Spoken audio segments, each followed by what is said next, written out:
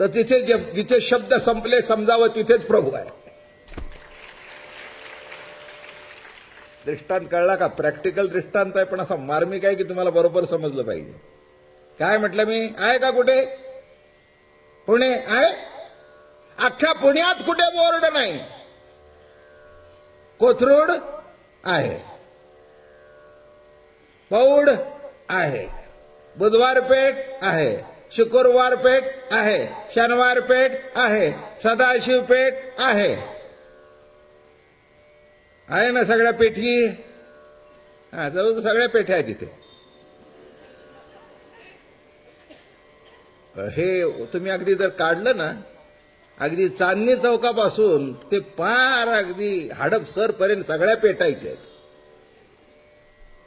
काय पण या सगळ्या पेठ्या पुण्यामध्ये आल्या, कळलं का तुम्हाला? आणि पुण्यामध्ये असल्या कारणाने नाम निर्देश करायची गरज. म्हणून लक्षात ठेवा, पुणे मुंबई सुटल्यापासून वाचतोय पण तिथे पुणे नाही. पंढरी वाचतो तिथे पंढरी नाही. पंढरी 200 किलोमीटर आहे. तसं इथे नीट लक्षात घ्या.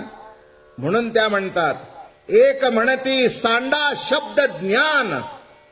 तुमचं शब्द ज्ञान द्या मागे टाकून, ते काही उपयोगाचं नाही आहे. अजून फार पुढे प्रवास करायचा आहे. आणि एवढं करून ह्या आल्या आणि त्यांना असं वाटलं आमच्यासारखा म्हणे नाही बरं का.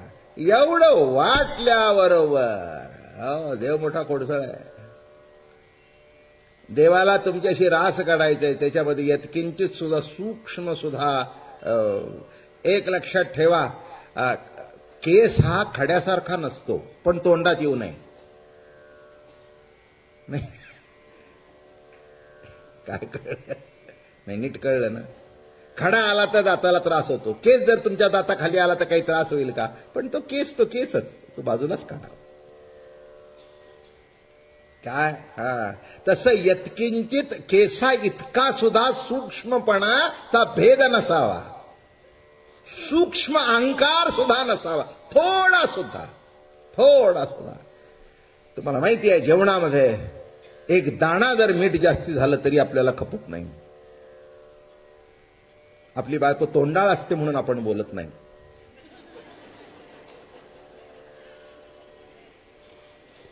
काय माणसानं बरं वाटतं, किती आनंदाने.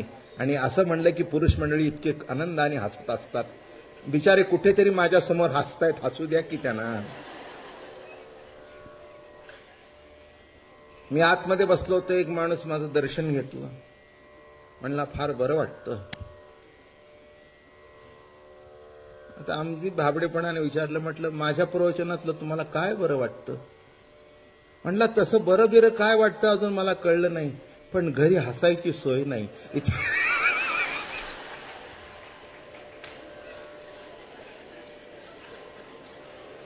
इथे मोकळेपणाने हसून घेतो, 1 महिनाच हसतो.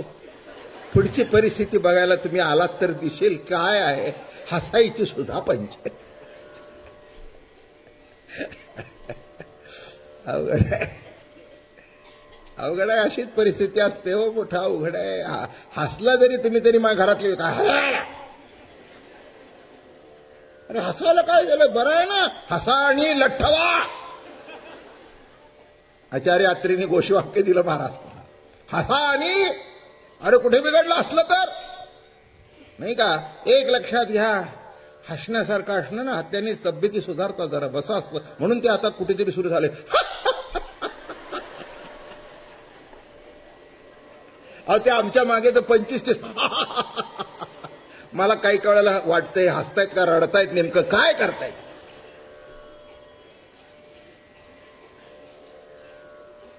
काय मला मी म्हटलं काय, ते म्हटले व्यायाम होतो. म्हटलं मग संध्याकाळी येत चला. आणि जे हसेल ते मोस्ट नॅचरल, आलं का लक्षात? त्याच्याकरता सांगायची बाळी आली नाही. आणि ते हात वर करून जे हसतात त्याच्यात जाणारे इथे आलेले आहेत. माझी 100% खात्री की त्याच्या जाणारे इथे आलेले आहेत. जा बाबा कसं का होईना, पण त्या घरातून बाहेर पडून तिच्याकडे पाठ करून हसा. काही हसायला हरकत नाही. जीवनामध्ये हास्य असणं आणि कृष्ण का मोठा गोड आहे, तो हसायला लावतो, तो रडायला लावतो, तो आनंद भोगायला लावतो, तो तुमची खोडी करतो, सगळं काही करतो, सगळे काही गुण त्याच्यात आहेत. आणि असाच गुप्त झाला. गुप्त झाल्यानंतर सगळ्या त्या रडू लागल्या. पुष्कळ सांगण्यासारखं आहे. मी म्हटलं ते पुढे. एक म्हणती गे सांडा शब्द ज्ञान, ध्येय जोडले काहीसी आता ध्यान, भज्य भजक एक झाले भजन, गेली त्रिपुट मिथ्या मोक्ष बंधन. काय घडलं? भज्य भजक भजन, हे 3 एका टाईपचे शब्द आहेत सगळे. ज्ञाता ज्ञे, भज्य भजक भजन, दृश्य द्रष्टा दर्शन, हे सगळे एकच शब्द प्रयोग निराळे, फक्त तत्व तेच. भज्य भजक आणि मधलं चाललेलं भजन, दृश्य द्रष्टा मध्ये घडता येतं दर्शन, ज्ञाता दिसतंय ते ज्ञान, दिसतंय ते ज्ञेय, मध्ये घडलं ते ज्ञान, हाच अर्थ आहे. मग भज्य भजक भजन ही त्रिपुटी गेली. त्रिपुटी, मग त्रिपुटी गेल्यानंतर मिथ्या मोक्ष आणि बंधन. लक्षात ठेवा, भक्तीच्या प्रांगणामध्ये जायचं असेल तर बंधन हे जसं मिथ्या आहे तसं मोक्ष हाही मिथ्या आहे. एक सांगू का? अज्ञान संपल्यानंतर ज्ञान सुद्धा शिल्लक राहत नाही. विषय मोठा आहे. काय सांगितलं? हा अज्ञानी आहे म्हणून हा ज्ञानी आहे. अज्ञानी संपला तर ज्ञानी कुठे शिल्लक राहिला? अज्ञान हा सापेक्ष शब्द आहे, ज्ञान हा सापेक्ष शब्द आहे. अज्ञान सापेक्ष ज्ञान, पण अज्ञान संपल्यानंतर ज्ञान तरी कुठे? नाही का? सज्जन म्हणून चोर, चोर म्हणून सज्जन, नाही का? भलता शब्द प्रयोग भरता लागतच नाही. तसं अज्ञान संपल्यानंतर तत्सापेक्ष जे ज्ञान आहे ते ज्ञान सुद्धा आपोआपच संपून जातं. एक दृष्टांत वाईट आहे पण आलाय, पोथीत आलेला आहे ज्ञानेश्वर महाराजांच्या. ते म्हणाले, एक गरोदरबाई असते आणि काहीतरी तिला होतं आणि त्या गरोदरपणातच ती मरते. आता ती मेल्यानंतर तिच्या पोटातला गर्भ मारायची गरज नाही. ती मेल्याबरोबर तिच्या पोटातला गर्भही तिच्याबरोबर मरतो. कळलं का? किती मार्मिक दृष्टांत आहे. तसं अज्ञान गेल्यानंतर तत्सापेक्ष जे ज्ञान आहे ते मारण्याची काही खटपट नाही, त्याच्याबरोबर तेही संपतच.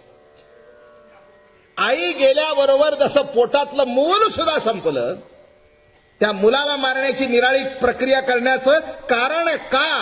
त्या पोटातल्या मुलाचं, आई हा श्वास आहे, तिचा श्वास बंद झाला की त्या मुलाचाही श्वास बंद होतो. तसं अज्ञान संपलं की तत्सापेक्ष ज्ञानही संपलं. मग उरलं काय?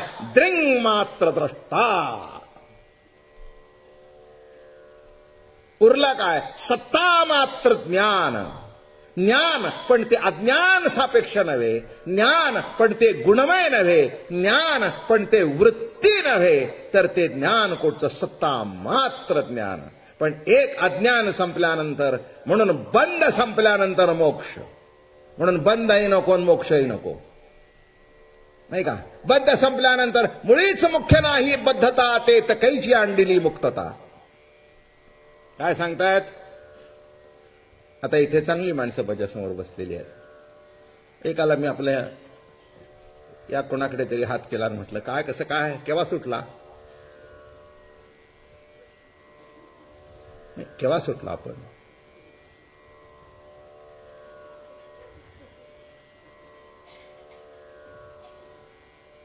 तुम्ही काय बाबा महाराज विचारता? नाही म्हटलं, केव्हा सुटला? म्हणलं काय तुम्हाला कळते का? नाही म्हणले, महाराज गुरु आहात तुम्ही, पण काय प्रश्न, केव्हा सुटला? म्हणला मी अडकलोच होतो केव्हा. माझं बोलणं कळलं का? मला अटकच झाली नाही तरी सुटलो केव्हा. अटक झाली तो सुटला. तसं बद्ध असेल तो मुक्त आहे. मुळाच जर बद्ध नसेल तर मुक्त असण्याचा प्रश्न आलाच कुठून? समजून घ्या विषय. म्हणून आपला जो संतांचा परमार्थ आहे तो मोक्षाच्या पलीकडचा परमार्थ आहे. बद्ध असेल त्यांनी मुक्त व्हावे, बरं का? मुळीच मुख्य नाही बद्धता, तेच कैची आडली मुक्तता. बद्ध असेल तर मुक्त आहे, मुळात बद्धच नाही तर मुक्त कुठून? बरं का. हे सगळे अहंकाराचेच प्रकार आहेत, मी दुसरं काही सांगत नाही. काय निघाला मुक्त व्हायला. अरे कुठे मुक्त, कुठे बद्ध आहेस, कशात अडकलाय. आपण म्हणतो सगळे मुलाबाळामध्ये आमच्या अडकलो, सगळ्या तुम्हाला वाटतं ना. एक सांगू का, तुमच्यात कोणी अडकलेलं नाही, तुम्ही त्यांच्यात अडकलाय. कोणी तुमच्यात अडकलेलं नाही, तुम्ही विसरून. नमो माय भाषा.